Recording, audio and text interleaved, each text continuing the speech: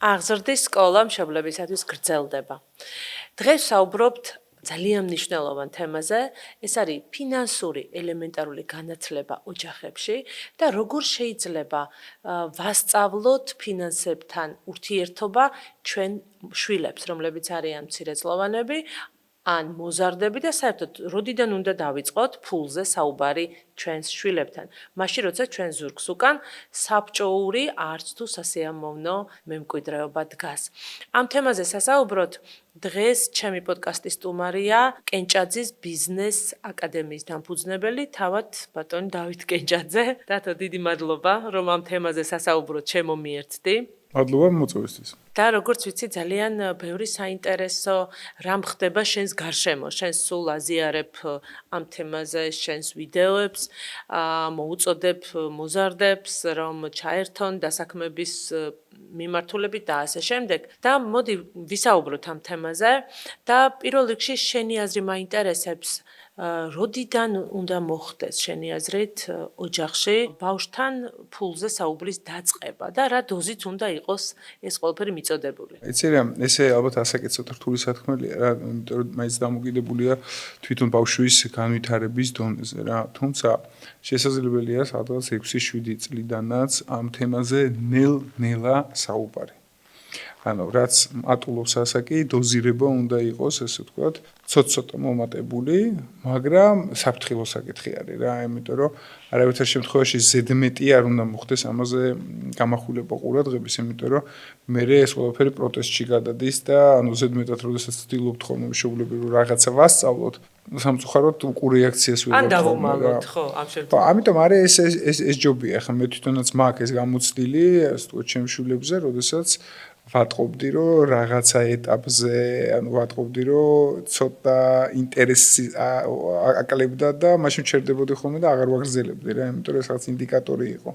და როგორც წესი მე რაღაც პერიოდის მერე თვითონ მოდიოდა ხოლმე და თვითონ რაღაც თემას იწყებდა და ანუ სულ ეს უმუშაობდით რა.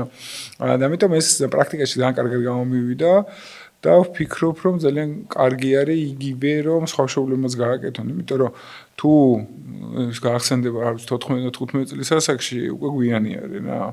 იმიტომ რომ იქამდე უნდა მოხდეს იმისი ახსნა, რა არის ფული, რომ რამდენად მძიმე, ანუ არ არის მარტივი საშოვნელი, რომ როგორი ცხოვრება ელის და ის რომ აუცილებლად ეკონომიურად უნდა გამოიყენონ ფულადი რესურსები რა, იმიტომ რომ მნიშვნელოვანი არის, აი ძალიან მნიშვნელოვანია, მაგაზე მქონია კიდევაც კამათები სხვა ადამიანებთან, არაერთხელ სხვათა შორის, რომ არ ჭირდება მოზარდს ძვირად ღირებული ნივთები რა. ანუ არ არის აუცილებელი რომ რაღაცა ძალიან ძვირიანი, ანუ აჩვენო რომ რაღაცა მარტივად ისეთი არ უნდა იყოს, ანუ რაღაცა ცოტა რთულად მიღწევადი უნდა იყოს, აი გინდა რაღაცა ისეთი მაგარი ფეხსაცმელი, ეგ შენით უნდა ქნა რა. აი რაღაცა იქამდე რაც არის, ხო? ის ოკეი, იმაში შემშობლები დაგეხმარებიან, მაგრამ იმის ზემოთ უკვე სხვა ისე თან ზოგადად როგორი ის არის, იცი? ანუ ოჯახებში ხანდახან უშუალოდ ხომ რა შეცნობას, რომ შვილისთვის რაღაცების ყიდვა და გაკეთება არის ტოპ და მე სად მიდის ხოლმე ეს პრობლემა რა, რომ პრობლემა არის მე ცოლს და ქმარს შორის გადადის ურთიერთობის პრობლემაში ეს, რომ პრიორიტეტი ერთმანეთი უნდა იყოს, ასე ვთქვათ, მშობლებისთვის და არა შვილის ასე ვთქვათ, აი ამ ფულით გატენვა და იმისი ჩვენება, რომ აი რაღაცა შვილო შენ ყველაფერი შეგიძლია რა. იმიტომ რომ მე გამოდიან აი ეს ეგრეთ წოდებული მამიკოს შვილები, რომლებსაც მარტივად შეუულიათ რაღაცა ფულის დახარჯვა და იმუნიტეტი არა აქვს, არც უფლობაზე კი. მე არის ხოლმე როგორც წესი ძალიან ცუდ ცევაში ასოცირდება ხოლმე მე გონიათ რომ ფულით ყველაფრის ყიდვა არის შესაძლებელი, სინამდვილეში ფულში ხო ბედნიერება არ არის რა. ანუ ფული არის რესურსი, რომელიც რაღაცა რაოდენობამდე გჭირდება რა. იმის იქით არ არის ეგრე. ანუ ყოველთვის საინტერესო არის ხოლმე რომ ამას რომ ვიძახიან ძალიან უკვირთ რა, ანუ ფულში ბედნიერება არ არის, მაგას არ გულისხმობ რა, რომ აი რაღაცის მერე რომ ის არ არის რა, ანუ გააკ რა, აი რაღაცები ხო გააკ რა, რაღაცა ხო იყიდე, ანუ ეგრე აი ყოველი ახალი მანქანა რაღაც ახალი გამოწვევა იყიდი და მე 1-3-4 თვეში, ნუ 6 თვეში აღარ აგაკ ეგ. მუღამი ანუ ჩვეულებრივი ხდება რა და ამიტომ ამ რბოლაში ანუ დასრული არ არის ყოველთვის დასდევ იმას თუ ბიზნეს აკეთებ თუ ეძებდი გარიგებებს რომლებიც რაღაცა პატარა თანხიანი იყო მე რაღაცა უფრო სუყე საინტერესო ბიზნეს იდეებს იმაშვები უფრო დიდ პროექტებს და ანუ სულ ბოლაში ხარ რა და ძალიან ცუდი არის რა და ამიტომ ეს არის მნიშვნელოვანი რომ მოზარდებს ჩვენ სწორედ უნდა აუხსნათ რომ ფული არის საშუალება რომ მოვაგვაროთ პრობლემები მარტივად და უმტკივნეულოდ და ფულის არის შესაძლებელი ბევრი პრობლემის მოგვარება და შენ იმდენი უნდა გქონდეს რომ არც პრობლემები არ გქონდეს და ბევრი თავისუფალი დრო გქონდეს რა იმისათვის რომ იცხოვრო აი ეს სწავლება იწყება მოზარდობის პერიოდში მაგალითად აი ამ წუთისთვის არის 95-მდე მოსწავლე ჩემთან 14-დან 17 წლამდე და არიან იქ მოსწავლეები, რომელთა მშობლები საკმაოდ შეძლებულები არიან რა, მაგრამ რა არის საინტერესო, რომ ამ მშობლებმა მიიღეს გადაწყვეტილება და გამოუშვეს, ესე ვთქვათ, ჩემთან სასწავლებლად და რატო? იმიტომ რომ ისინი იმას ხედავენ ძალიან კარგად, რომ ერთი რომ ფული არ აქვს და ფულის შოვნა რო გიწევს, ეს ხო პრობლემაა, მაგრამ როდესაც გააქვს ფული, იმ ფულის შენარჩუნებაც ცალკე პრობლემა არის და ამიტომ მოზარდებს აი ეს უნარჩვევები რომელიც მენეჯერული უნარჩვევები არის რომელიც ლიდერული უნარჩვევებია ესენი ჭირდებათ აუცილებლად რა და საბოლოო ჯამში ჩვენ ხო ყველანი ბიზნესში ვართ საბოლოო ჯამში რა და ეს არის ის ცოდნა რომელიც ყველას ჭირდება და ფულის მართვა მით უმეტეს რა იმიტომ რომ ფული რო გააქვს და თუ არ აქვს დაბანდებული სწორედ და თუ ბანკში გიდევს ნუ ეს არაეფექტური არის მუდმივად იმაზე უნდა ფიქრობდე რომ რაღაცა ახალი გამოაჩინო რაღაც ახალი შესაძლებლობა იყოს დააბანდო არ დაკარგო და ასე შემდეგ. ანუ ორივე შემთხვევაში საკმაოდ სერიოზული პრობლემაა. იდეალური მიდგომაა და ზოგადად ახლა შენ ახსენე რომ მშობლები რომლებიც არიან უზრუნველყოფილები გამოაგზავნეს თავიანთი შვილები რომ მათ ფულის მართვა ისწავლონ ხო ამ მშობლებმა იციან რომ მათ შვილებს ეს დაჭირდებათ მაგრამ ჩვენ პოდკასტს უყურებენ ის ადამიანებიც ის მშობლებიც რომლებსაც საერთოდ არ გონიათ რომ ფულზე საუბარი არის მნიშვნელოვანი და ზოგადად ნახეთ ჩემ ბავშვობაში როგორ ხდებოდა და ეს პოსტსაბჭოურ დახსრას ვეძახი რომ ფული იყო რაღაცა ცოტა უხერხული თემა და დღემდე ვიცი მე საზოგადოების საკმაოდ სოლიდური ნაწილი, რომელიც ადამიანებს ყოფს ორ ნაწილად, ფულიანებს, ეძახის და უფულოებს. და ეს უფულოები რატომღაც ბჭყალებში არიან უფრო პატიოსნები თუ რაღაცა და აი ვისაც ფული აქვს, იმათ რატომღაც ცოტა ამრეზით უყურებენ და როგორც წესი, რა ვის უყურებთ ხოლმე ჩვენ ამრეზით ახლა სუფთა ფსიქოლოგიურ კონტექსტში, იმ ადამიანს რომელმაც გააკეთა ის, რაც მე ვერ შევძელი. ხო? და აი ეს რომ ფულს ვერ იშოვი თუ რაღაცა მაგალითად არ აიღე თავზე ხელი თუ არ მოიპარე, ანუ უამრავი სტერეოტიპი არსებობს. ზრდასრული ადამიანები მოდიან ხოლმე ფულთან დაკავშირებული სტერეოტიპების და კომპლექსების მოსახსნელად და ერთი ხურჯინი სტერეოტიპები ამოაქვთ ქვეცნობიერიდან, რომელიც თითქოს იციან რომ ასე არ არის, მაგრამ მაინც ასეა. ხო? აი ამ შემთხვევაში რა შეიძლება ვურჩიოთ მშობლებს? აი იმ მშობლებს, რომლებიც თავათაც ებრძვიან ამ სტერეოტიპებს ჯერ კიდევ და არ არიან იმდენად შეძლებულები და არც იმდენად ცნობიერება არ აქვთ იმ ხელა, რომ ფულთან დაკავშირებით ბავშვს უნდა განათლება მისცე, თუნდაც მოზარდობიდან. მეც არის ძალიან რთული არის, რომ ესე გადაარწმუნდო მშობელიც ამ თემასთან დაკავშირებით რა უბრალოდ უნდა ჩაფიქრდნენ და დაუსვან საკუთარ თავს შეკითხვა რომ როგორი უნდათ მათი შვილებისთვის ცხოვრება აი როგორი გინდა რომ ფინანსურად უზრუნველყოფილი იყოს აი ეს გულწრფელად ეხლა რა არც მსმენელმა რომ გულზე ხელი დაიდოს და დაუსვას აი გინდა რომ პრობლემა არ ქონდეს ფინანსური და ისე არის ცხოვროს როგორც შენი ცხოვრე რა ხო ყველას გვინდა რა სინამდვილეში და თუ ესე არის, მაშინ დროულად არის საჭირო ამაზე მუშაობა. იმიტომ რომ 14 წლის ასაკში შეცვლი. 24 წლის ασაკში ძალიან რთულად შეცვლი. 34 წლის ასაკში უკვე დამთავრებული არის. ანუ შესაძლებელია, მაგრამ ძალიან რთულად კი. ძალიან ძიმეა კი. ხო. ხერთეულები შეიძლება გამოზრდნენ იქიდან რა. და ამიტომ არის მნიშვნელოვანი რომ მოზარდობის ასაკში, როდესაც ისინი ისრუტავენ ამას. იცი ამ ხელს სიამოვნებას ვიღებ ამ ჩემს მოსწავლეებთან მუშაობ. რამდენი ხანია 4 წელია რა. ან 4 წელია მოზარდებთან მუშაობ და ჩემთვის არის ალბათ ყველაზე სასიამოვნო საქმე რა.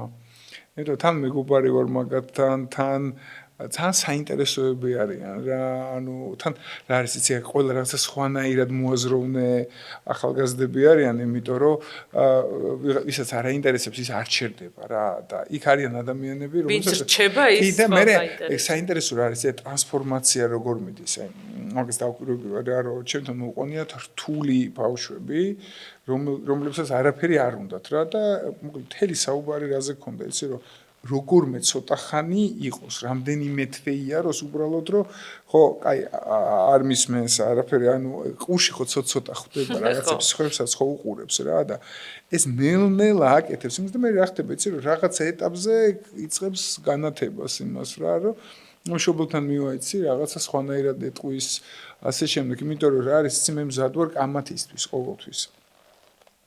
არგუმენტირებული კამათისთვის, კი ბატონო, თუ არ მეთანხმები საწინააღმდეგო, მოდი. ხვდები და მე ხა, როდესაც ვიღაცა მეკითხება, მე ამათ უმტკიცებ ამ თემაზე, რომ უმტკიცებ და იმას უმტკიცებ, რასაც ხა ყველა მშობელს ხო არ შეუძლია, იმიტომ რომ შესაბამისი პროფესია გჭირდება, განათლება გჭირდება ამ მიმართულებით და მე ეს ეფექტი აქვს რა, რომ ანუ არგუმენტი აღარ დარჩა და მიმღებლობა აქვს უკვე სხვანაირად, ხვდები?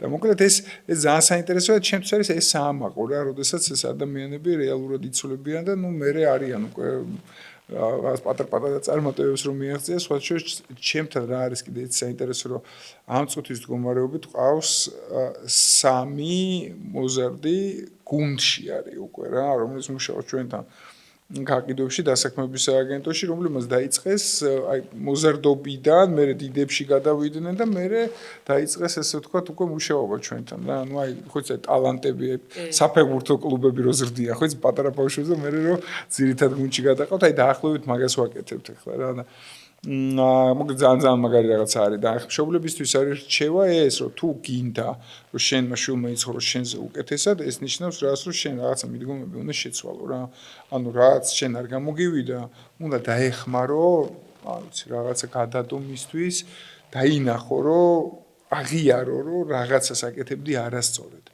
როგორც კი ამას აღიარებ რომ რაღაცას არასწორად ვაკეთებდი მე მოგინდება შენ შულზე რომ ის შეცდომები არ დაუშვას რა მოკლედ ეგ არის მთავარი რა თუ მაგას არ აკეთებენ საინტერესოა აგრეთვე რომ ან მშობლების ცნობიერებაც იყოს მზად ამ ყველაფრისთვის. ახლა შეроყებოდი ერთი ისტორია გამახსენდა ჩემი ბავშვობიდან.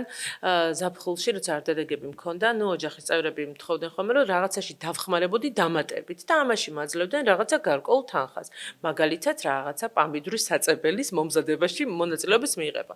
და მოკლედ ისე მოხდა რომ მინდა კინოში წასვლა ძალიან კარგად მახსოვს და ეს თან სამსახურში ვარ ეს აღებული მაქვს პასუხისგებლობა რომ უნდა დავეხმარო და ეს თანხა გამოვართვი წინასწარ მეზობლის ბავშვებს შევუთანხმდი რომ გაცილებით ნაკლებს გადავუხდიდი და უცებ დედაჩემა მოიხედა და 4 მეზობლის ბავშვის ის და არჩევს პომიდორს და მათ გადავუხადე ეს თანხა რა თქმა უნდა მეც დამჭა და მე წავედი კინოში საინტერესო იცი რა არის რომ ეხლა კი ისე იხსენებენ დედაჩემი იხსენებს როგორც რაღაცა საამაყო ამბავს მაგრამ მაშინ ეს იყო შოკი ანუ ეს როგორ შეიძლება ესე მოგცევა როგორ შენ კინოში წახვედი და სხვები დატოვე აქ ანუ ის ფაქტობრივად ბიზნეს მოდელი რომელიც მაშინ ჩემმა ტვინმა მოიფიქრა იმიტომ რომ мотиваცია იყო რომ კინოში მინდოდა წასვლა იმ წუთში აღმოჩნდა მიუღებელი და თითქოს საბაბი გახდა იმისა რომ დანაშაულის შეგრძნებაში დავრჩენილიყავი აი ძალიან ხშირად ბავშვებს ხო აქვს ძალიან სერიოზული ნიჭი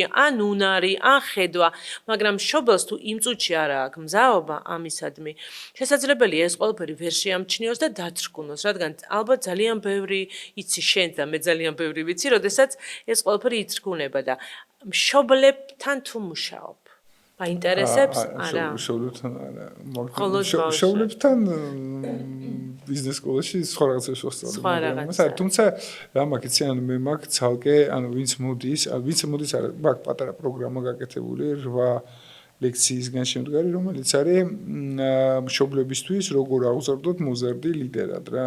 და ფაქტობრივად წდომა ესეთია ძალიან. თავისუფლად ნებისმიერ შეუძლია რომ ფაქტობრივად მუშაობ ესე იგი გამოდი. ერთხელ მაგ დამუშავებული ეს თემა ვიდეოები მაქვს ჩაწერილი და ნუ ისეთ ღია წდომაში არის ნებისმიერ შეუძლია რომ ასე ვთქვათ კონდეს წდომა და ნახოს ეს ვიდეოები, იმიტომ რომ იქ არის ბევრი პრინციპი არის ახსნილი, სულ ჯამში 4 საათი არის ლექცია. ბევრი სხვადასხვა საინტერესო პრინციპი არის, რომელიც უხსნის რა სიტუაციაში როგორ ჯობია რომ მოიქცე იმისათვის, რომ რეალურად კარგი ლიდერი აღზარდო რა საბოლოო ჯამში. გადმოვაზიარებთ მაგ შენ სადაც გაქვს ჩვენს გვერდზეც, იმიტომ რომ ძალიან საინტერესოა. მშობლებს რეალურად ჭირდებათ დახმარება. აი მეც მიფიქრია ხშირად, რომ კონკრეტულ სიტუაციაში არ ვიცი როგორ მოვიქცე. აი მაგალითად, ბავშვი სადღაც მიმყავს და არ მინდა ეს ფული არა მაქვს, არ მომწონს, მაქვს. არ გიყიდი, არ გამოდის, ხო? ანუ აი სწორი ფორმის მონახვა, რომ არც ტრავმა მიაყენო, თან განუმარტო, გასაგები იყოს, რომ ის მარტო არ არის დედამიწაზე და ფული სხვა რაღაცისთვისაც არის საჭირო. ამიტომ აი ძალიან კარგია თუ არის რაღაცა გარკვეული, რაღაც მასტერკლასური ან ჩაწერილი ლექცია, სადაც მშობელი შეძლებს რომ რაღაცები არის. ახლა მაგ თემას რაც შეეხება ახლა მე მაგალითად ყოველთვის ვარჩევდი ესეთი რამის უბრალოდ ახსნას რა, რომ ანუ ამდენი, არ ვიცი, სიტყვაზე ტკბილეული არ შეიძლება და ამ თემაზე ხაც ძალიან ისე მაქვს ხოლმე, ანუ ყოველ ჯერზე როცა საჭირო არის ამის ახსნას ვაკეთებ, ხო? ერთის მხრივ, მეორეს მხრივ არის რა, რომ ანუ რაღაცა ძვირი ღირს რა და ანუ იცის, ანუ ხო ხვდები რომ ის რაღაცა წამიერი მისთვის რაღაცა გიჟურით მის ფულის გადახდა, ну უბრალოდ არასწორი არის რა, მე არ მიმაჩნია სწორად რა. იმიტომ რომ მირჩევნია რომ ანუ განვითარდეს ცოტა სხვანაირად რა, 200 და 300 ლარი რაღაც სათამაშოებში არ გადავიხადო პირობითად რა.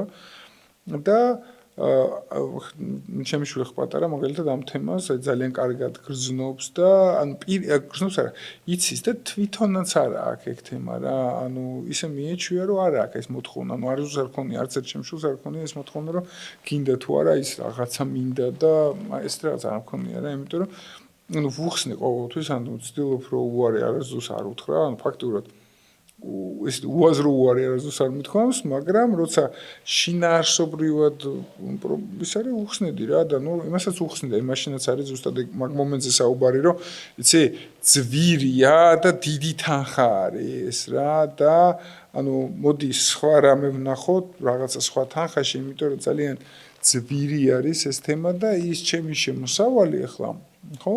ამის შესაძლებლობას ანუ მე ამას ვაკეთებ არა იმიტომ რომ არა მაქვს ეგ შემოსავალი არამედ არ მინდა რომ რაღაცა ნახევარ საათიანი რაღაც თამაშის გამო რაღაც უბრალოდ მიეჩვიოს რომ რაღაცა ძვირიანი რაღაცებთან მე არის კიდე რა მომენტი იცი რომ ეს ბავშვები ხო ერთმანეთს იმაშვებიან რა ხო ხტები და ახლა არ მინდა რომ ჩემი შვილი იყოს რაღაცა იმითი არ ვიცი რაღაცით გამორჩეული რომ აი იცი რა ამას ფული აქვს რა აი არ მინდა რომ ეგრე იყოს ხდები ანუ მიმირჩევნია რომ მან არა ფულით არა სილამაზით არამედ თავისი თვისებებით თავისი უნარებით აჩვენოს ის რომ ძლიერი არის და ის რომ მაგარი არის და რაღაცა წარმატების მიღწევა ანუ მისი შინაგანი უნარი ზოგადად ეგ არის მთავარი რა ხო იმიტომ რომ ბევრი ადამიანი სხვადასხვანაირად აფასებს ხოლმე რა სხვა ადამიანს თუნდაც ვიზუალურად ხო რა ვიცი მე მგონია რომ ვიზუალურობა ნებისმიერ ტიპის ურთიერთობაში არის რაღაცა დროებითი მომენტი რა მე ხდება მიჩვევა ხდება და ის ვიზუალი პირველი ეფექტი რაც არის ის პირველი ეფექტი ქრება მაგრამ რჩება პიროვნული თვისებები რა ამიტომ ეს პიროვნული სილამაზე ბევრად უფრო ღირებული არის ვიდრე რაღაცა სხვა რაღაცეები რა ხა მე ვიცნობ მაგალითად საკმაოდ ისეთი დიდი ფინანსების მქონე ჩემი თაობის ადამიანებს და ორ კატეგორიად გავყოფ რა. ერთი აი ამის მიხედვით აკეთებენ, მიუხედავად იმისა, რომ ძალიან დიდი ფინანსური შესაძლებლობები აქვს, მეორე სხვანაირად აკეთებენ რა. სრული ფუფუნება აქვს რა. საბოლოო ჯამში ახლა მე უნდა ვიმსჯელოთ იმაზე რა იქნება რა, ხო, თუმცა ნუ ალბათ მოდა შენ ამ თემაზე თანხმდებით და დაახლოებით საერთო აზრი გვაქვს რა. ამიტომ მე ვფიქრობ რომ რაღაცა ესე უნდა იყოს, იმიტომ რომ დისციპლინაც მნიშვნელოვანი არის. დისციპლინა არის ერთ-ერთი ყველაზე მთავარი უნარი, რომელიც ბავშვმა უნდა გამოიმუშაოს რა, ანუ დისციპლინა. ნუ მიუხედავად იმისა, რომ ხო, ნიკაც რაღაცა ლამაზად არის რა, შესაფუთი ესე ვთქვათ რა, იმიტომ რომ რაღაცა ლამაზის სწორი სიტყვების ქვეშ უნდა იყოს ეს და არა ის რომ მე შენ რაღაცას გიგრძალავ არა მამა ეს არ გინდა ეს ანუ ესე ცუდად არ უნდა იყოს ანუ რაღაცა იდეიდან უნდა გამომდინარეობდეს რომ რატომ აკეთებ ამას იმიტომ რომ შენ თუ ესა ვერ აუხსენი პრობლემა იქნება მქონია ეგეთ შემთხვევაში როდესაც ვერ ამიხსნია სწორედ რა და ნუ მე ცუდია ამიტომ ყოველთვის ხარ ვცდილობ ხოლმე რომ ისე ავხსნა რომ მისთვის გასაგები იყოს ის მთავარი არგუმენტი იმიტომ რომ ყველა გადაწყვეტილება რომელსაც რაღაც ამ თემასთან დაკავშირებით ვიღებ ყველა არის რაღაც თვალსაზრისით არგუმენტირებული და შემიძლია რომ დიდი ხანი ვისაუბრო ხო ზირთად მაგით ვარ დაკავებული იმიტომ რომ ყოველთვის ვიღაცასთან რაღაცაზე მაქვს მოლაპარაკებები რა ხო იმიტომ რომ სულ მოლაპარაკება ბავშვთან ურთიერთობა მოითხოვს ძალიან დიდ ენერგიას და ძალიან ბევრ მოლაპარაკებას რა უნდებს ხო რომ უნდა აუხსნა და ხა მე და შენ ეს პროფესია გვაქვს და უფრო მარტივად შეგვიძლია საუბარი და ვფიქრობ გაცილებით უფრო დაღლილები არიან ახსნა განმარტებით ის მშობლები რომლებსაც არ აქვთ პროფესიათ მაგალითად საუბარი. კი, ნამდვილად მოითხოვს, მაგრამ სხვაგვარად არ გამოდის. თუ არგუმენტირებულად არ აუხსენი და არ გააგებინე, ხო, მაშინ მოგიწევს, რომ ასე ტრავმა მიაყენო და ფაქტობრივად ვერ გაიგებს და უბრალოდ მოერევი. დათო, რა მაინტერესებს, იცი? აი, შენი აზრით, არსებობს ფულის რაოდენობა, რომელმაც შეიძლება გააფუჭოს ბავშვი. აი, ძალიან ხშირად არის ხოლმე საუბარი, რომ დიდმა ფულმა, ნუ დიდი ფული კიდე რამდვისთვის რა არის ძალიან პირობითია, შეიძლება გააფუჭოს ბავშვი რაღაც გარკვეულ ასაკში. აი, შენი აზრი მაინტერესებს ამასთან დაკავშირებით. კი, ანუ ცხელსახად ეგრე არის რა. ანუ მე ვფიქრობ რომ ჩემი აზრი ახლა თქო შუვლების გადასწყვეტი თვითონ იღებენ რომ ჩემ შულს რაღაც ამას ნაკლები არ უნდა ეცვას რა ახლა მე მაგალითად ესე არ უყურებ რა ამ თემას იმიტომ რომ და თან სხვადასხვა ეს ახალი თაობა ვინც არის ესე მინიმალისტურად უყურებენ რა ანუ მასა მინიმალისტურად უყურებს რომ რაღაცა ბრენდებს დიდად არ იმაშვებიან აქ აბსოლუტურად გეთანხმები მე გულისხმობ უშუალოდ ფული რომელიც აი ხელფასის სახით აიღო ან მშობელმა მისცა მაგალითად ერთი თვის წინასწარ რომ გამოიზო აი აქ რაღაცა ზღვარი არის რომ გავავლოთ აი აბა ეს ზღვარი შეგვიძლია გავავლოთ იცი რა არის ახლა მეც მაგ ეგ რაღაცა ზღვრები რა მაგრამ ნუ ახლა არ მინდა მაგაზე საუბარი იმიტომ რომ არც ჩემი შვილი არ მინდა რომ რაღაც ესე უხერხულ სიტუაციაში იმასაკ რაღაცა ტიპის შეთანხმება გვაქვს ჩვენ რა და ამ შეთანხმება არის ანუ რეალურად შულთან ურთიერთობა თავიდან ბოლომდე არის შეთანხმებები რა ჩვენს გვაქვს რაღაცა ტიპის შეთანხმება და ამ შეთანხმების ფარგლებში ვცდილობთ რომ ვიყოთ რა თავიდან ბოლომდე რა და მე მიხარია რომ ამ შეთანხმებას ჩემი უფროსი შვილი ამ შემთხვევაში თავიდან ბოლომდე იცავს ხდები და ნუ ეს მე ამაყება რა რაღაცაზე შევთანხმდით ის იმას აკეთებს ზუსტად და მე არა მაქვს სანდერვიულო არც ერთი ხრიკი არაფერს არ აკეთებს ცუდს ან მხოლოდ აი იმ შეთანხმების ფარგლებში ყველაფერს არავითარი манипуляცია და ასე შემდეგ რა რაც ბავშვს ახასიათებთ ხოლმე რა ხო და ალბათ რაღაცა შეთანხმება უნდა იყოს რა თუმცა მე არ ვფიქრობ რომ ეს უნდა იყოს ისეთი თანხა რომ მას ანუ მოზარდს კონდეს ბევრი თავისუფალი ფული იმიტომ რომ თავისუფალ ფულს მოყვება ხოლმე რაღაცა ინტერესები რომლებიც მოზარდობის ასაკში 15 წლიდან ჩნდება რა რაც ხშირად ეს ინტერესები კაი საქმესთან არ არის ასოცირებული და მიხვდებით რასაც გულისხმობ რა სფეროებსაც რომელიც ამ ქვეყანაში ძალიან სერიოზული პრობლემა არის რა და როგორც წესი ბევრი ფული მე აჩენს აი ამ ესეთ რაღაცებს რა მე ჩემი დაკვირვებით იმიტომ რომ მეც ესეთი დიდი არა ვარ რა ძალიან კარგად მახსოვს ჩემი 15 წლის ასე ვთქვათ პერიოდი რა ხდებოდა ამ ქვეყანაში და ამ ქვეყანაში ბევრი არაფერი არ შეცვლილა რა ანუ მენტალიტეტი რაც გვაქვს ისე ვიგივე გვაქვს და ანუ აბსოლუტურად ანუ ეს ვთქვათ პრობლემური არის ეგ რა იმიტომ რომ ბევრი ფული რაღაცეებში მე იწყებენ სუდად ამის დახარჯვას. ნუ უფრო ამ შემთხვევაში ბიჭებზე მაქვს საუბარი რა, იმიტომ რომ უფრო ხშირია ეგ პრობლემა. ხო და ამიტომ ალბათ მე ვფიქრობ რომ თავისუფალი ფულიც რაღაცა ზღვრული უნდა იყოს და კიდევ ერთი რა რომ რაღაც ეტაპზე შვილმა უნდა ისწავლოს შეზღუდული რესურსების ეფექტური გამოყენება. და ისწავლოს, იმიტომ რომ ყოველთვის ჩვენ ადამიანებს გვაქვს შეზღუდული რესურსები. როგორც მინიმუმ დრო. ამიტომ მნიშვნელოვანია შეზღუდული რესურსების ეფექტურად გამოყენება. თუ იმაზე მეტი რესურსი აქვს, ვიდრე მას სჭირდება, ვერ სწავლობს ამას რა. და მე ცხოვრებაში ხდება სხვადასხვა სიტუაციები და ყოველთვის ესე არ არის. მათ შორის იცი ამდენი ნაცნობის და მეგობარის ხავს, რომლებიც ძალიან ფინანსურად ძალიან ძლიერი ოჯახებიდან მოდიან, მაგრამ ეხლა ძალიან ცუდ სიტუაციაში არიან რა, იმიტომ რომ აი ეს არის სწავლის. შენ ძალიან მენეჯერულად უდგები ამ ყველაფერს. კი, აბსოლუტურად მენეჯერულად. კომპანიაზე საუბრობ. აბსოლუტურად. ხოჩოს, ეგ რომ კარგად დაინახე რა ხათმოს ხოთშურის, ანუ მე მაქვს ძალიან მარტივი მიდგომა რა. ანუ შვილთან ურთიერთობა არის ზუსტად იგივე ურთიერთობა, როგორც ლიდერს, კარგ ლიდერს უნდა გქონდეს, კარგ თანამშრომელთან რა, ხო? ახლა რა შულს უყვირო და თანამშრომელს ხო არ უყვირებ რა, ხო? ან პირიქით რა, ახლა ალბათ ბავშვებს უფრო ეჩხუბებიან და თანამშრომელს რაღაცა რიდები არსებობს რა. ხო, აი რაღაც ესეთი რიდი უნდა გქონდეს, ანუ როგორც თანამშრომელს დაელაპარაკებოდი, ეს ზუსტად ესე უნდა გააკეთო, ხო? ანუ თუ შენ დავალებას აძლევ თანამშრომელს, რომელიც ვერ ხვდება ამ დავალებას და ვერ აკეთებს, როგორც წესი ეს არის დავალების გამცემის ბრალი. ძირითად შემთხვევებში. აქაც იგივეა, ახლა შენ შულს თუ რაღაცას ეუბნები და ის სხვანაირად აკეთებს, ანუ შენ ვერ აკეთებ ამას. მე მაქვს ეგ მიდგომა, ამაში წაიმაქვს, საერთოდ ყველაფერში მაქვს, რა თუ რაღაცა ისე არ გამოვიდა, როგორც მე მინდა, ეს არის ჩემი ბრალი. და სხვა შორის რა არის საინტერესო? ანუ წლების განმავლობაში გარშემო მყავდა ადამიანები, რომლებიც ამაზე ღიზიანდებოდნენ რა, რომ ანუ რაღაცას უკვე გიყვება, რომ აიცი, აი ეს არ გამოვიდა, იმის ბრალია, აი ეს არის, აი არ ვარ გაი უფროსი, იმის უფროსი, იქ არ ვარ გაი ეს ვიღაცა, ანუ ვიღაცას ეძებს, რომ განტევების ვაცი იყოს და იმას გადაუვაროს ბოლომდე რა. და მე კიდე ყოველთვის მქონდა რომ არა, აი აქ შენ შეგიძლო რაღაცა სხვანაირად გაგეკეთებინა რა და მე იყო სულ ეს ადამიანები მე ჩემზე იმაშვებიან რა რომ შენ დავით მხარდაჭერა არ იცი. შენ მხარდაჭერა არ იცი. ანუ მხარდაჭერა ეგ არ არის.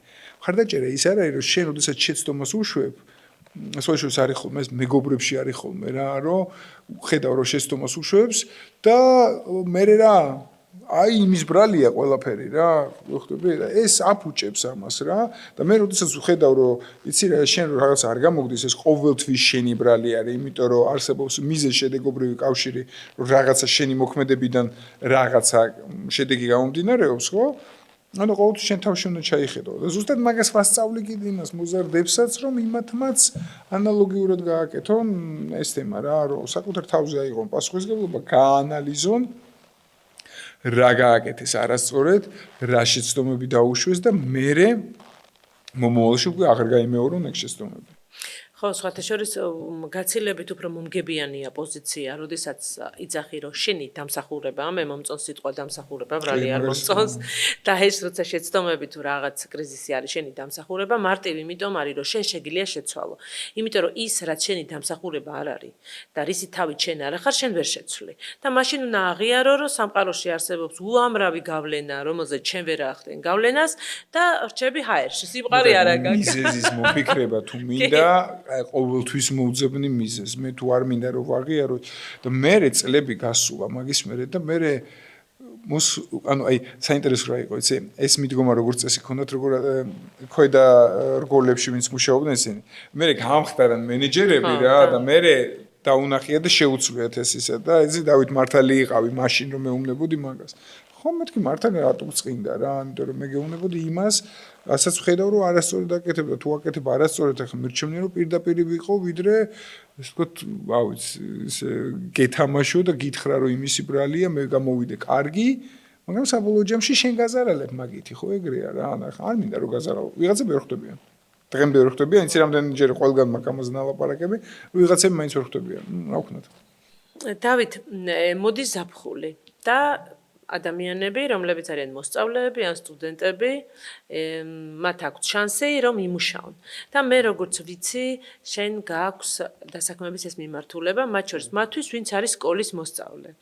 რას თავაზობს სკოლის მოსწავლეებს? ეხლა ვინც გვისმენს მაგალითად მშობელი, რომელმაც შეიძლება თავის შვილს შესთავაზოს, რა არის ეს? სად შეიძლება იმუშაონ სკოლის მოსწავლეებმა? კი, როგორი ის არის? როგორც წესი რა, პატარა ასაკში არის დამწყების სამსახური არის ფრონტი რა.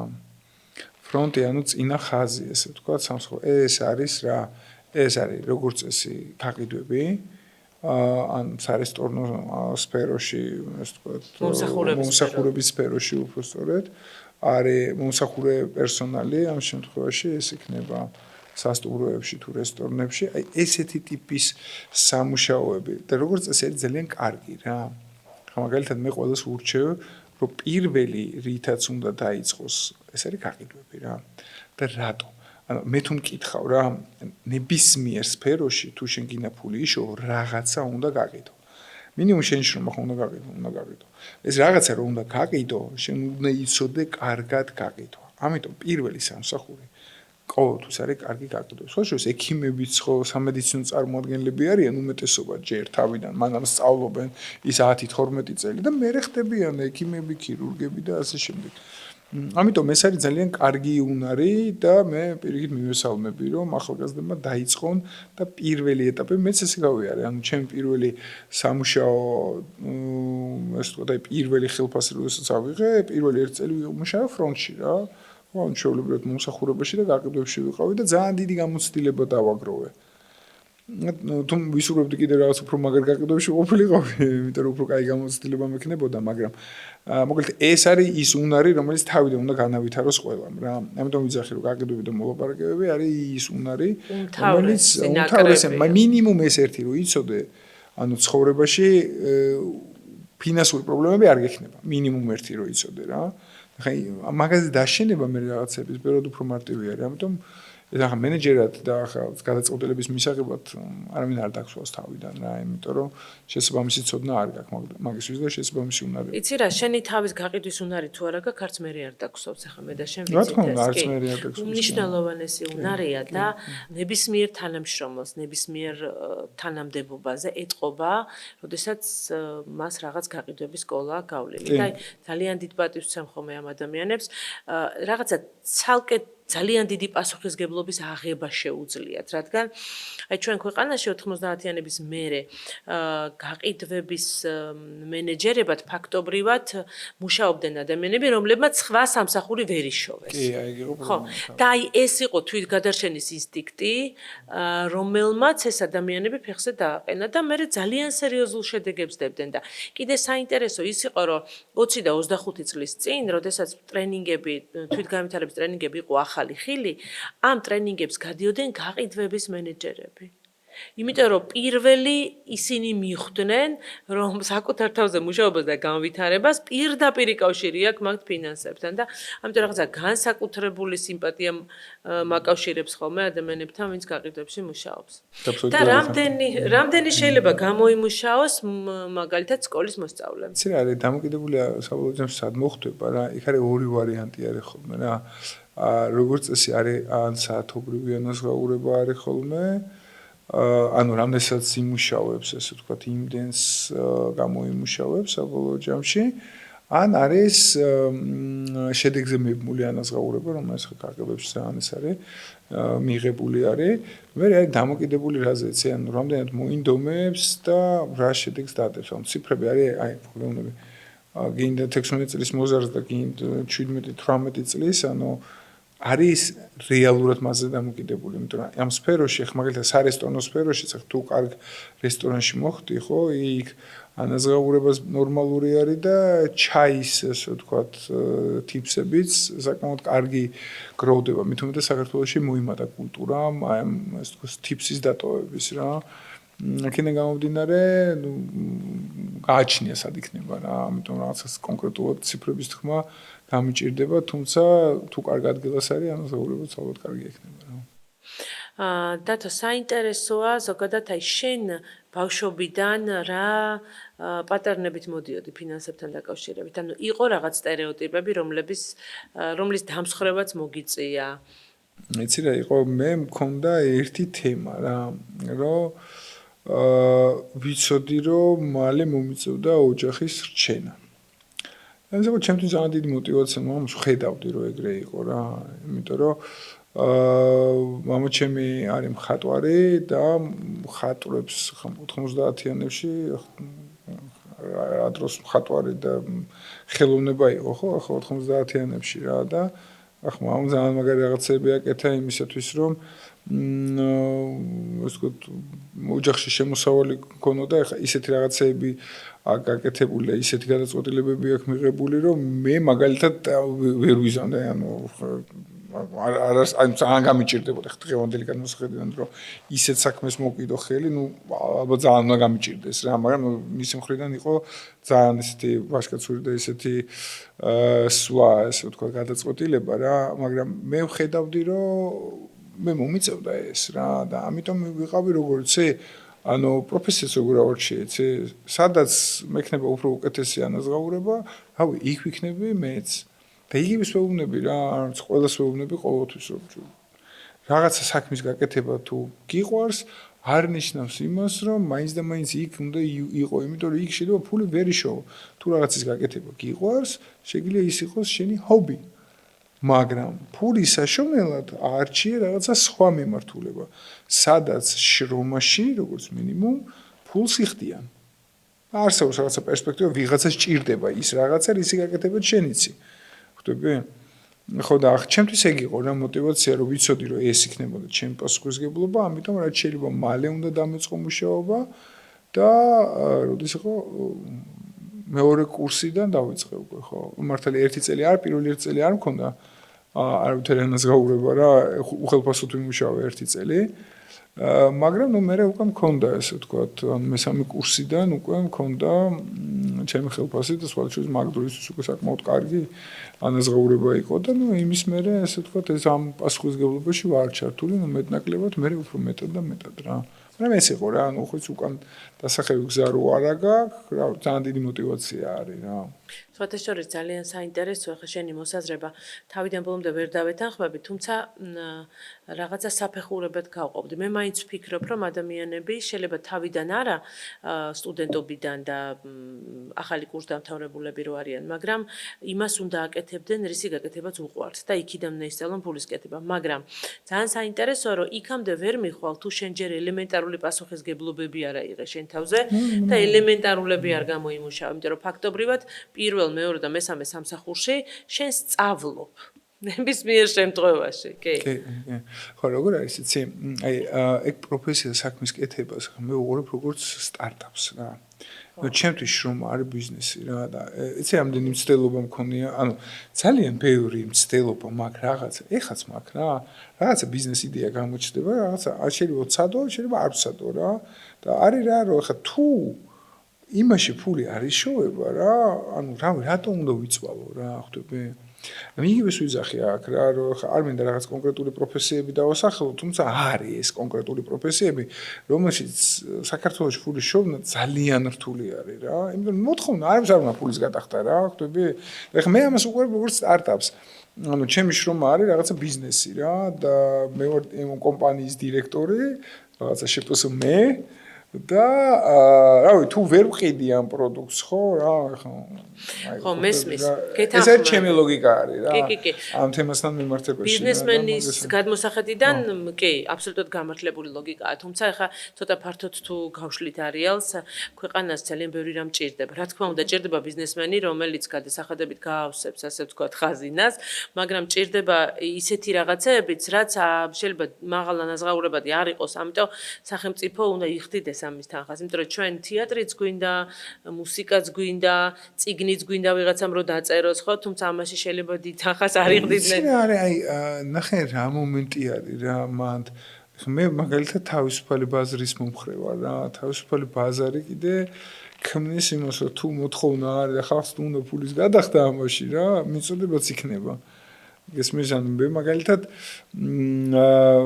მასე არ უყურებ ხო სხვა ხედავ გვაქვს რა ახლა მე ვაქ თემაზე ხო მე წმინდა ბიზნესურად უყურებ რა ახლა აი მაგალითად რატო არ უწერ წიგნს იცი ამდენჯერ დავსვოთექში კითხვა რა ვიცი რაც მე პოსტები და ვიდეოები მაქვს დაწერილი და ნუ მოკლედ მას ტრენინგები მაქვს ჩატარებული ზოგადად ძალიან ბევრი წიგნის დაწერა შემეძლო ხო ანუ მოგება არ აქვს რა და ანუ იმხელა რესურსი უნდა ჩავდო იმაში და მოგება არ აქვს იმიტომ რომ ავტორს რჩება ნუ რაღაცა ძალიან მიზერი ფული რა ხვდები და ანუ არ გავაკეთებ მაგას რა ანუ მეზარება მაგის გაკეთება ახლა უბრალოდ პიარისთვის უნდა გავაკეთო და მაგისთვისაც უფრო უკეთესი ხერხი მაქვს სოციალური ქსელები რომლითაც უფრო სწრაფად ველაპარაკები აუდიტორიას და უხსნი და მიმაქვს რაღაც ჩემი იდეები გესმის აი დაახლოებით მაგას უყურებ რა რომ თამითომეტეს AI მოდის რომელიც ძალიან ბევრ პროფესიას ძალიან შეავიწროებს რა ამიტომ ეს არის გასათვალისწინებელი ძალიან ბევრს. AI რეალურად მენეჯერებს, ანუ ადამიანებს, რომელთაც აქვს მენეჯერული უნარჩვევები, მათ აძლევს საშუალებას უმარტივესად გადაწყვიტოს ეს ანუ ტენდენცია საერთოდ მიდის რა რომ შემსრულებლები რომლებიც აკეთებენ თავის შესრულებას ესე ვთქვათ კომპიუტერული მოწყობილობების საშუალებით რაღაც აპარატიდან დაწყებული რაღაც კომპიუტერული რაღაც პროგრამებით დამთავრებული აი ეგ რგოლი ყველაზე დიდი წნეხის ქვეშ არის ანუ სიამდვილეში რჩება რა მე რჩება ადამიანები რომლებიც ფიზიკურად აკეთებენ რაღაცებს ოღონდ ისიც რამდენი ხანი იქნება ესე არ ვიცით იმიტომ რომ რობოტექნიკა ხშირად აკეთებს ასე ვთქვათ ძალიან კარგად რაღაცებს ხო ახლა მაგალითად დღეს ვნახე გააკეთეს ძალიან მასაჟორი რომელიც აკეთებს ზურგის მასაჟს ასე ვთქვათ რომელიც არის თავიდან ბოლომდე რობოტექნიკით ასე ვთქვათ აწყობილი ახლა ეგეთ რაღაცები თუ შემოვა ბევრი, ანუ ფიზიკურ შრომასაც ძალიან სერიოზული პრობლემები ექნება, მაგრამ თავარი არის რა რომ მიუხედავად იმისა რომ აზრები სხვადასხვანაირი არის ამ საკითხთან დაკავშირებით ორია რა ხელოვნური ინტელექტს უნდა მისცე თუ არ უნდა მისცე გადაწყვეტილების უფლება რა რაღაც ცალსახად გეუბნები რომ არ უნდა მისცე იმიტომ რომ ხელოვნური ინტელექტს რომ მისცე გადაწყვეტილების ტერმინატორი ხო გვაქვს ნახე ყველას ხო და ეგ იქნება რა ხო და ამიტომ თავარი რაც არის ის რომ გადაწყვეტილების მიღება დარჩება ადამიანების ხელში და ვინ არის გადაწყვეტილების მიღები ეს არის მენეჯერი იმიტომ რომ მენეჯმენტი არის სწორედ გადაწყვეტილებების მიღების ხელოვნება ამიტომ არის რა რომ ეს ნელა უნდა უფრო მეტად განვითარდეს იმიტომ რომ ეს ადრეც იყო პროფესია ნომერი 1 იმიტომ რომ უძველესი პროფესია არის და მომავალშიც იქნება ეს იმიტომ რომ სხვა პროფესიები უფრო მეტად შევიწროვდება მაგრამ ეს გადაწყვეტილებებიდან გამომდინარე და რა იქნება იცი რომ უფრო მეტი მეწარმეობა გვექნება მომავალში იმიტომ რომ სხვა გამოსავალი ეხლა უნდა დავიჭიროთ ასე ვთქვათ თადარიგი იმიტომ რომ იმდენად სწრაფად ვითარდება ხელოვნური ინტელექტი რომ ეხლანდელ მოდელშიც კი მაგალითად კლოდში რა ვიცი, მე მგონი ყველაფერი შეგიძლია რომ გააკეთო რა, ანუ არ ვიცი. უკვე თითქმის ყველაფერი შეგიძლია გააკეთო, აგენტები შეგიძლია გააკეთო, რომელიც ერთი სიტყვით რო ეტყვი რაღაცას, ანუ შესაძლებლობები არის, აი, როგორ არის, ცოტა დახვეწა უნდა, აი, სადღაც 1 წელიც და ხო, და კიდევ არის ერთი მითოსი არის, მაგალითად, კლოდის ერთ-ერთი ახალი მოდელი, რომელსაც არ უშვებენ, იმიტომ რომ იმდენად ძლიერია უკვე, რომ ანუ და როგორ ვითარდება ესენი ყველა პროგრამები ერთმანეთთან ინტეგრირდება და რასაც დაწერ იმას გიკეთებს და ანუ სერიოზული პრობლემების წინაშე დადგება კაცობრიობა თუ დროულად არ მიხედავს იმას რომ თავისი ასე ვთქვათ პროფესია დაანავაროტოს ხო ბოდიში ამ სიტყვისთვის კი მეც ვფიქრობ რომ ეს ხელოვნური ინტელექტი მაგრამ აი ეს გამოიწვევს რას რომ მე ვიდრე რო ვარ იურისტი ხო შემიძლია ბევრად მეტი რაღაცა გავაკეთო, იმიტომ რომ ამას ვფლობ. და თუ საქმე არ მომემატა, ლოგიკური არის რომ იურისტებზე მოთხოვნა შემცირდება, რომელზეც მიბრაზდებიან ხოლმე იურისტები ამას რო ვიძახი რა, მაგრამ ესე არის. ან მე იმას კი არ ვიძახი ხოლმე რომ ხელოვნური ინტელექტი ყველაფერს გააკეთებს, არა. ის იურისტი რაღაცა პირობითად 10 საქმეს რო აკეთებს დღის განმავლობაში, ხა გააკეთებს 30-ს. 30-ს რო აკეთებს, ანუ 2 იურისტის სამუშაო ადგილი ამოვარდნილი არის რა. და ეგრეა და კომპანიებიც სულ ცდილობენ რომ ინვესტიცია ჩადონ ტექნოლოგიებში. იმიტომ რომ ადამიანი ძვირიჯდება. იცი რა, ძვირიჯდება ხო და თან ადამიანს აქვს ემოციები, შეიძლება კარგად იყოს, შეიძლება ცუდად იყოს, 24/7-ზე ვერ იმუშავოს და ასე შემდეგ. ძალიან ბევრი.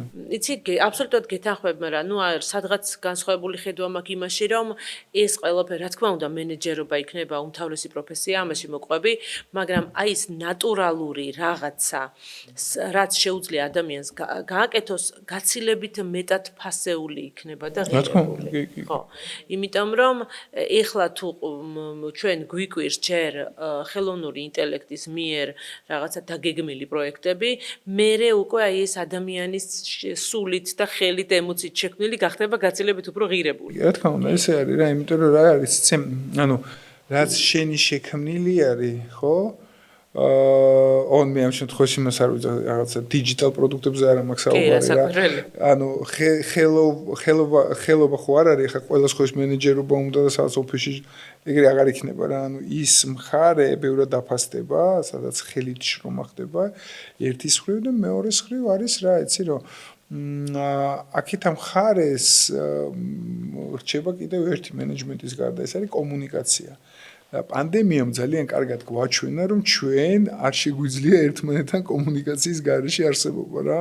იმიტომ რომ ძალიან სერიოზული პრობლემები, ფსიქოლოგიური პრობლემები ქონდა უამრავ ადამიანს, იმიტომ რომ ჭირდებოდა სოციალიზაცია.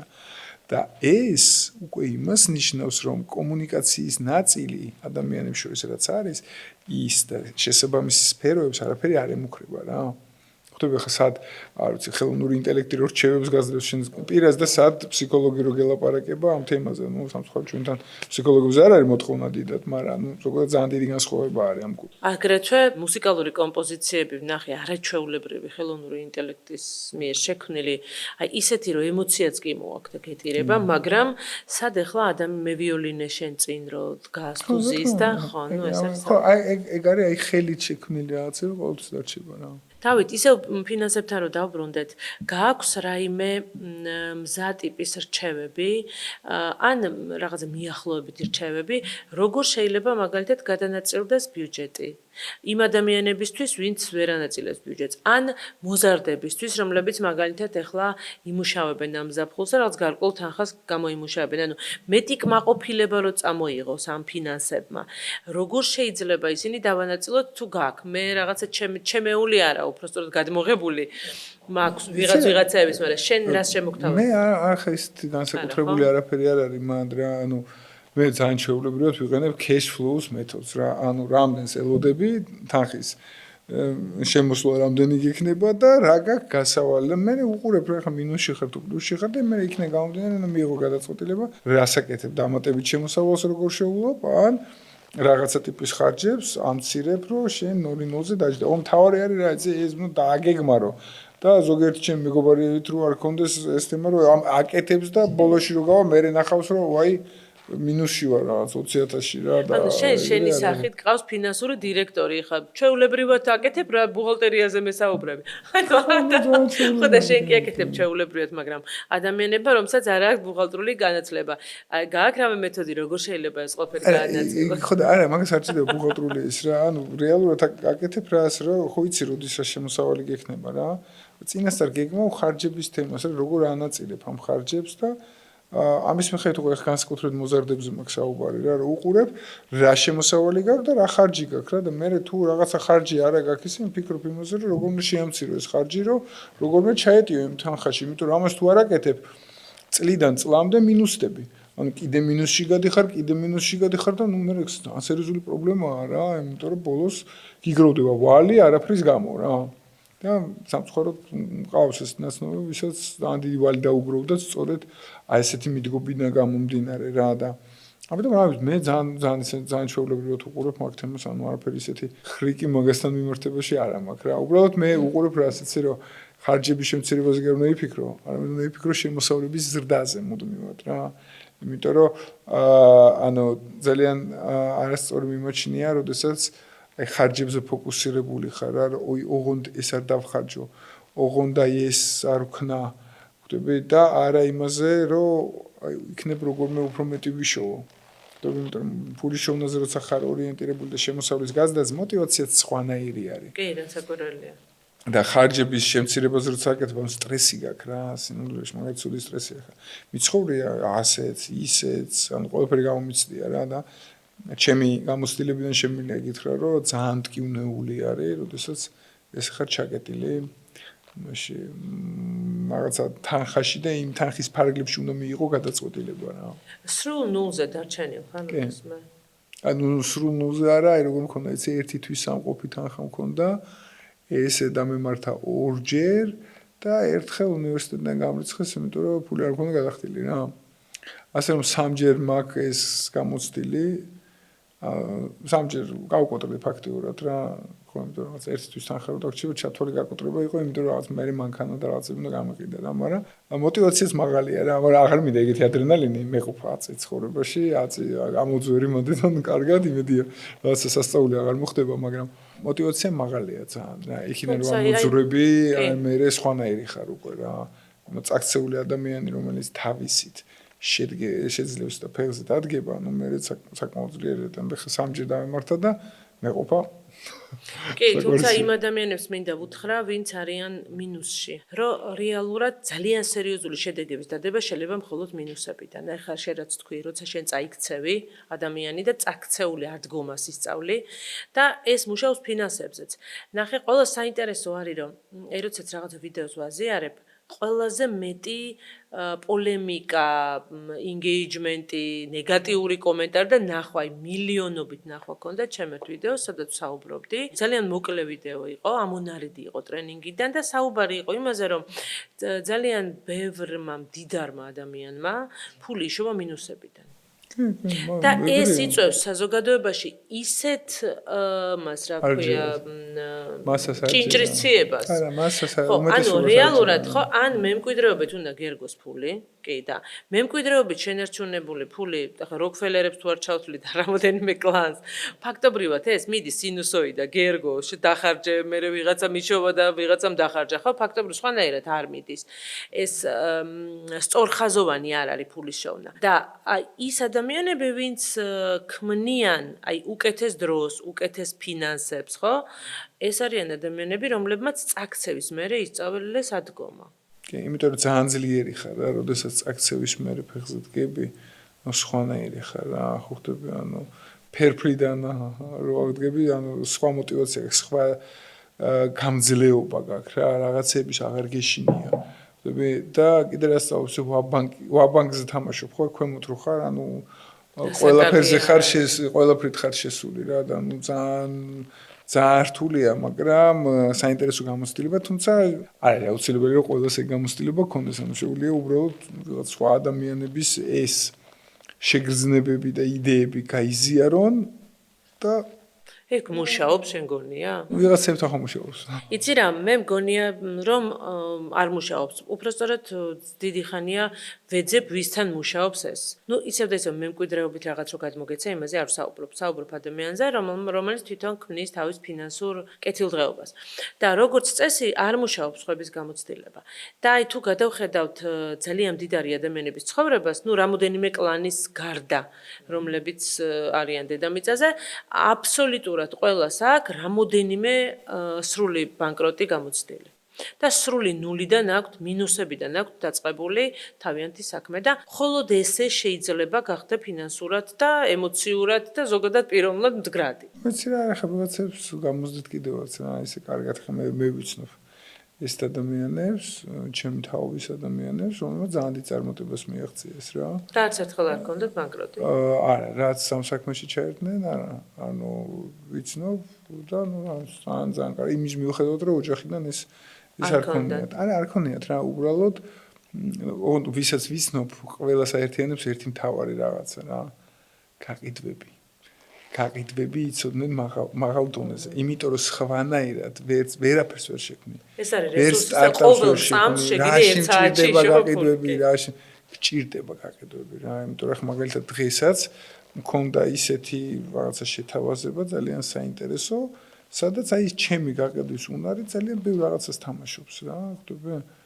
და ეს რაღაცა სამი უნარი არის რა, რომელიც აუცილებელია ლიდერული, რომ შენ როგორც ხელმძღვანელი და პიროვნება კაი იყო, მენეჯერული, რომელიც სწორი გადაწყვეტილებები მიიღო და მესამე ეს არის გაყიდვები, ანუ იგივე მოლაპარაკება, კომუნიკაცია, ესე ვთქვათ, რომ მეორე ადამიანთან შეძლო ეს თუთ კარგი კომუნიკაცია, რომ შენ მიიღო რაღაც ის შედეგი, რაც შენ გინდა. ანუ სამი ესეთი რაღაც უნივერსალური უნარია, რომელიც ჩემი აზრით სკოლიდან უნდა ისწავლებოდეს, ანუ სკოლაში უნდა იყოს ამაზე საუბარი და არ არის აუცილებელი იმ დოზით რაღაცა ძალიან ბევრი საგანი, რომელიც ჩვენ გვაქვს სკოლებში რა და მე ვფიქრობ, რომ ეს უფრო საჭირო არის თანამედროვე მუშთან არ დაგვაუწყდეს.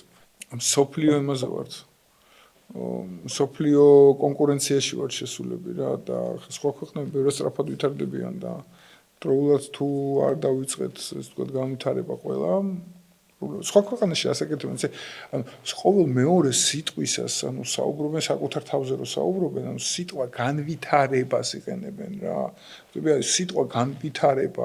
ხო, იგივე შენს ხო მაგითი ხარ დაკავებული რა და ხა რამდენჯერ გიწევს ხა ამისი ახსნა რა, რომ უნდა განვითარდე. და ეს უწყვეტი და პროცესია. ეს სულ უნდა განვითარდე, ანუ ჩვენ ეგ არ ვესმის და ძალიან სერიოზულ პრობლემას მოგცემს მომდევნო წლების განმავლობაში, 10 წელიწადების განმავლობაში, იმიტომ რომ რა ვიცი, ხოები ვითარდებიან, ჩვენ არ ვითარდებით რა.